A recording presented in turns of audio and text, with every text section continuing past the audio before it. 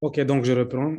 Donc je dis bonjour tout le monde. Aujourd'hui, on va parler de Apache Kafka, son écosystème et quelles sont les choses que vous devez avoir en place pour tirer le maximum de Apache Kafka.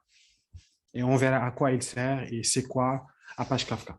Mais avant cela, j'aimerais prendre un petit détour et commencer par cette assertion qui dit que la donnée est la chose la plus importante pour les entreprises du futur. Et je disais que cette phrase aurait eu tout son sens si on l'avait utilisée dans les années 2000 ou au début des années 2000. Parce que si aujourd'hui les GAFA ou les quatre monstres que sont Google, Amazon, Facebook et Apple, malgré le fait que certains font aussi du matériel, mais si elles sont largement devant, c'est parce qu'elles ont beaucoup, beaucoup de données sur nous. Elles savent qui on est, ce qu'on fait, comment on le fait, les choses qui nous intéressent, les villes qu'on visite, ceux qui voyagent, ceux qui ne voyagent pas, ceux qui s'intéressent à acheter de nouveaux ordi, de nouvelles consoles de jeux. Ils savent à peu près tout sur nous parce qu'ils ont rassemblé le maximum de données sur nous. Donc aujourd'hui, une entreprise qui veut faire la différence, elle doit connaître son marché, elle doit connaître ses clients, elle doit connaître ses prospects. Et cette connaissance, c'est surtout un ensemble d'informations qui sont rassemblées, que ce soit via des formulaires, et on vous demande sciemment de donner toutes les infos, ou bien en suivant votre comportement ou votre façon d'utiliser les produits, que ce soit du produit matériel ou logiciel. Donc, c'est avec cette assertion que je voulais plus ou moins mettre enfin, ou planter le décor. Et puis maintenant, on peut commencer. Donc aujourd'hui, avant de parler d'Apache Kafka, j'aimerais parler des données et comment les entreprises, sur les 40 dernières années, essayaient de traiter ces données. Donc ce sera la partie style d'intégration et un peu les détails. Et après, finir avec Kafka. Donc, on dit que les données sont la richesse principale d'une entreprise. Et le plus souvent, une entreprise n'a pas qu'un seul système, n'a pas qu'une seule application, n'a pas un système composé d'une application et d'une base de données. Très souvent, ou dans 99% des cas, ces entreprises possèdent plusieurs applications. Des applications web, des applications mobiles, des applications système et beaucoup d'autres types d'applications ou de sources d'informations. Toutes ces sources d'informations ont besoin, des fois, les unes des autres, d'échanger des données. Je suis, par exemple, l'application mobile, je récupère un certain trafic, je l'envoie quelque part pour traitement ou pour stockage. L'application web fait pareil. Les vidéosurveillances, les sensors, des objets connectés, une montre connectée, tout ce qu'elle récupère comme info, elle l'envoie quelque part pour traitement. Parce que souvent, les objets n'ont pas toute la capacité matérielle pour faire du process sur place. C'est-à-dire, par exemple, là, si vous avez une Apple Watch ou une montre Samsung ou juste un objet connecté Fitbit, il n'a pas la capacité matérielle à faire tous les types de traitements sur toutes les données qu'il rassemble. Donc, lui, il récupère les données et il les envoie quelque part. Donc, lui, il s'occupe juste de la collecte et il les envoie quelque part pour traitement. Et du moment que les différentes applications, les différents composants d'un même système qui utilisent de la donnée ou qui produisent de la donnée ont besoin d'échanger, il fallait trouver les meilleurs moyens de faire déplacer ces données. Donc, tout ce qui est data movement.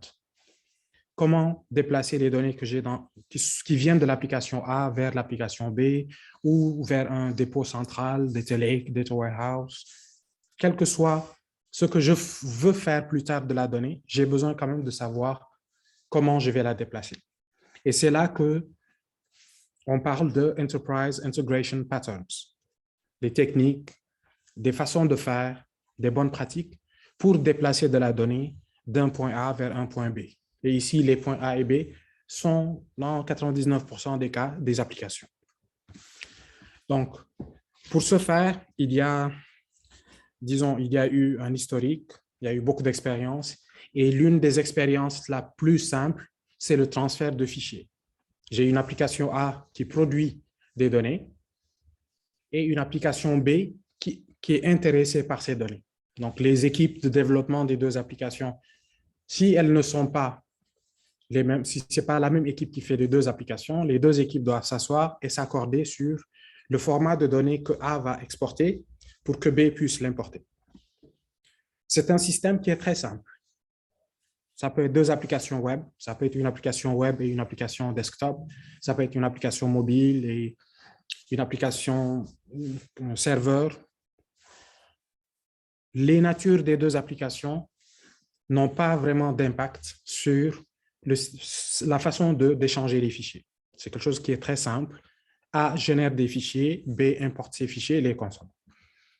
C'est un système qui est flexible parce qu'il n'empêche pas A ou B d'être down ou up ou en maintenance ou super utilisé ou sous-utilisé. Ça n'a aucune importance. A peut continuer d'évoluer, rajouter de nouvelles fonctionnalités pendant que B n'avance pas. Ce n'est pas du tout un problème. Elles ont deux cycles de vie différents et elles vivent leur vie. Low coupling, ça c'est l'une des choses les plus importantes dans notre métier, que ce soit le développement ou si on va juste dire développement et architecture. Le coupling ou le couplage, c'est quand le cycle de vie d'une application dépend d'une autre application. Par exemple, c'est des choses qu'on verra au fur et à mesure, mais là, le fait que A rajoute de nouvelles fonctionnalités est tout à fait transparent pour l'application B. Parce que la seule chose dont dépend B, c'est la donnée qui va lui arriver dans un certain format.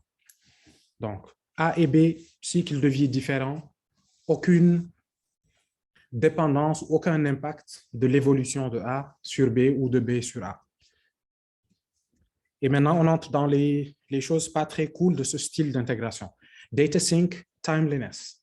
Data sync, la synchronisation des données entre A et B, et la partie timeliness. Il se peut que pendant que la donnée quitte A et aille vers B, ça peut prendre quelques minutes, quelques secondes, quelques heures, ça dépend, ou quelques jours. Je donne un exemple. Pour ceux qui écrivent, je ne vois pas les messages. Donc, si c'est des questions urgentes ou quelque chose de pas clair, merci à Sika ou Mohamed Gay de m'arrêter pour que je revienne sur ça. Donc, je disais, data sync timeliness, c'est le premier inconvénient de ce style d'intégration et il fait la chose suivante. Supposons que A et B, que A est une application de gestion de référentiel client. C'est là où on rajoute nos nouveaux clients, leurs coordonnées, que ce soit bancaire ou téléphonique ou juste de contact. Et l'application B est une application qui envoie des newsletters, des SMS ou d'autres types de notifications. Si dans l'application A, j'ai Chersidia Camara qui a une adresse email spécifique et un numéro de téléphone spécifique, il s'est inscrit le lundi matin et moi, c'est en fin de journée que je vais partager les nouveaux clients avec l'application B pour qu'elle les notifie ou pour d'autres traitements. En fin de journée, j'ai envoyé la donnée à l'application B et l'a importée avec succès. Mardi matin, ce client se connecte via notre application web ou mobile et décide de changer son adresse email ou son numéro de téléphone. Tout en sachant que nous, c'est en end of day, c'est à la fin de la journée que l'on va faire un export des nouveaux clients ou des clients qui ont mis à jour leur profil pour l'envoyer à l'application B. Donc, pendant toute la journée de mardi, l'application B utilise des données stale, des données qui ne sont plus à jour, des données qui ont perdu leur valeur.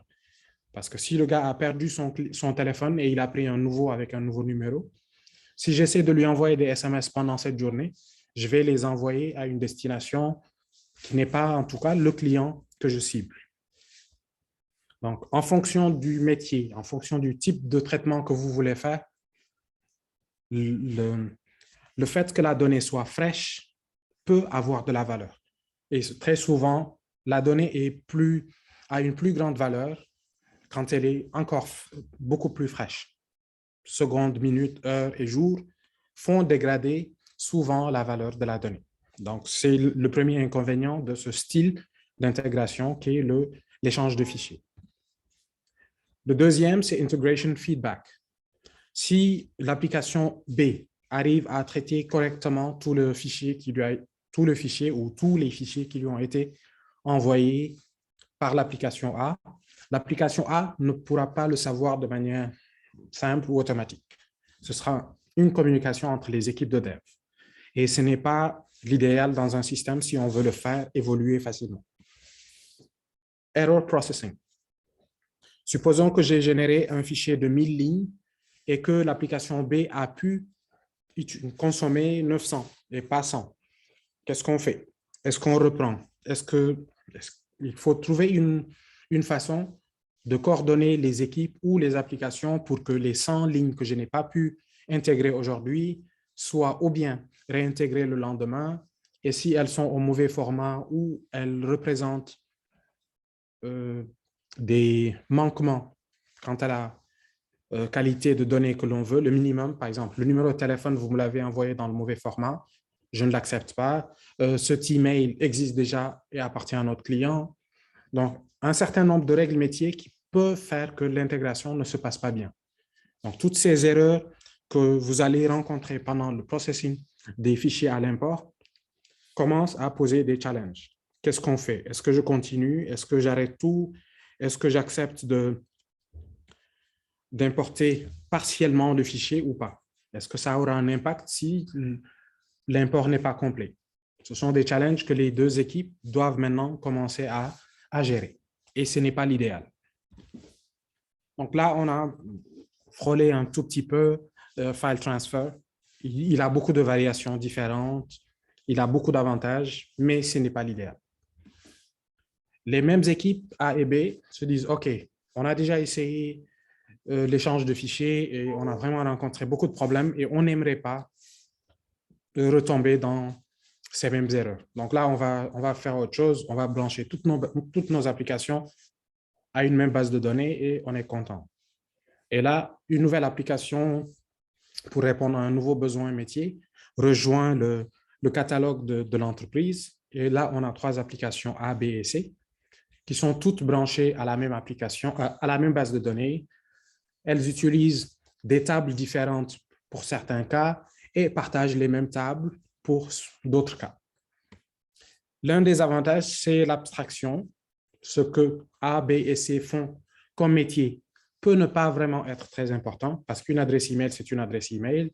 Un numéro de téléphone peut être tricky ou pas, mais pour certaines données, qu'elles viennent de A, B ou C, ça n'a aucune importance.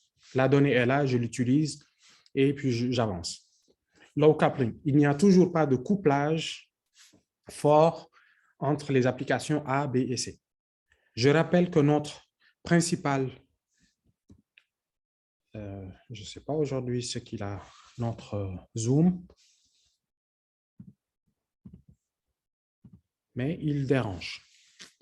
Donc, désolé, je reprends. Donc, je disais que le plus important pour nous, c'est que les applications A, B et C puissent continuer à évoluer, avoir leur cycle de vie tranquillement, sans que, quand je dois développer une fonctionnalité dans l'application A, je dise non, il faut que j'attende que B et C soient prêtes pour qu'on fasse le tout en même temps. Là, je peux avancer, ajouter de nouvelles fonctionnalités, changer des fonctionnalités existantes, avoir plusieurs instances qui tournent, sans que B et C ne soient obligés de suivre le même rythme que moi. Et puis là, on entre dans les parties pas très cool de ce style, les problèmes de performance. Il suffit que l'une des applications qui est connectée à la même base de données soit vraiment gourmande pour que plus rien ne marche.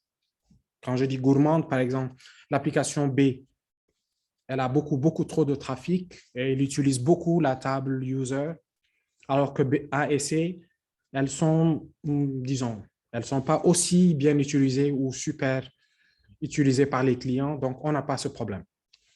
Quand A et C maintenant voudront ajouter un user, modifier un user ou lire des infos, elles vont rencontrer quelques lenteurs parce que la base de données, elle va, si c'est une base de données relationnelle, il y a un nombre de choses qu'elle va faire. Optimistic lock, pessimistic lock, pour empêcher la détérioration de la qualité de la donnée. Je ne vais pas laisser deux applications ou deux threads en même temps modifier la même donnée. Je donne la main à l'un de ces threads, et quand il finit, je lui donne la main sur la nouvelle valeur pour éviter d'avoir des chevauchements ou des gens qui se marchent sur les pieds. Schema change issue. Il suffit maintenant que l'application B dise, OK, les gars, nous, jusque-là, on n'avait que des clients au Sénégal, donc le fait que les gens mettent le numéro de téléphone sans indicatif n'était pas un problème. Mais là, on s'ouvre à d'autres marchés et on aura maintenant besoin d'ajouter l'indicatif et passer les numéros de téléphone dans le format standard E164, par exemple. C'est un changement qui est normalement mineur sur le format du numéro de téléphone. On passe d'un format court à un format complet. Les équipes A et C doivent maintenant s'aligner, disent, OK, vu que nous partageons cette même colonne, il faut que nous aussi, on s'aligne. Parce que si moi, A ou C, je continue d'écrire les numéros de téléphone dans un format autre que celui attendu par B, quand B voudra utiliser ce numéro de téléphone, elle pourrait ne pas fonctionner correctement. Ou bien elle sera obligée d'essayer de compléter l'information ou d'échouer pendant la validation, ou quand elle essaie d'envoyer un SMS, ça ne passe pas. Donc, dès que les données commencent à changer ou le schéma des tables commence à changer, toutes les équipes doivent toujours s'asseoir, s'accorder sur les changements à faire, le pourquoi, le comment on va s'aligner. OK, moi, actuellement, je suis sur une fonctionnalité super urgente. Je n'ai pas le temps de faire ce petit changement. Est-ce qu'on peut le postpone à une autre date? Et là, les problèmes commencent. Les changements ou les évolutions deviennent de plus en plus difficiles. Data ownership issue. Ça, c'est le principal problème qui est beaucoup plus grave que le problème de juste le schéma. Aujourd'hui, quand moi, je dois écrire dans la base, je vais écrire le résultat d'un algorithme qui a un sens dans le domaine de mon application. Mon application est une application bancaire. Donc, quand je fais quelque chose, j'ai des règles à respecter et le résultat, c'est ce que je vais stocker en base. Mon métier ou mes règles métiers peuvent ne pas s'appliquer à A et C.